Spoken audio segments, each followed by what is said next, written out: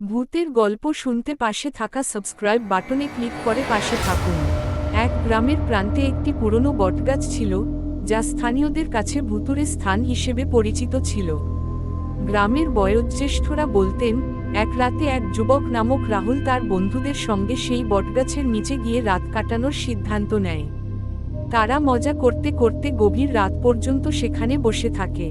হঠাৎ করে একটি অদ্ভুত ঠান্ডা হাওয়া শুরু হয় এবং গাছের ডালপালা ঝাঁকিয়ে ওঠে। সবার মধ্যে আতঙ্ক ছড়িয়ে পড়ে, তবে রাহুল সাহসী ছিল। সে বলল, কিছু হবে না, সবাই শান্ত থাকো। হঠাৎ তাদের সামনে একটি অদ্ভুত ঝাপসা মূর্তি দেখা দেয়, যার চোখ দুটি জ্বলজ্বল করছিল।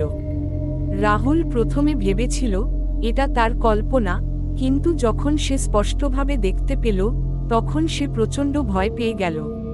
মূর্তিটি এগিয়ে এসে বলে, আমি এখানকার পুরনো বাসিন্দা, আমাকে শান্তিতে থাকতে দাও। সেই মুহূর্তে রাহুলের মনে হলো সময় থেমে গেছে। মূর্তিটি তার দিকে এগিয়ে আসছিল, আর রাহুলের পা যেন মাটি হয়ে গেছে। সে চিৎকার করতে চাইল, কিন্তু তার কণ্ঠ নিঃশব্দ হয়ে গিয়েছিল। তার বন্ধুরা ভয় পেয়ে পালিয়ে যায়।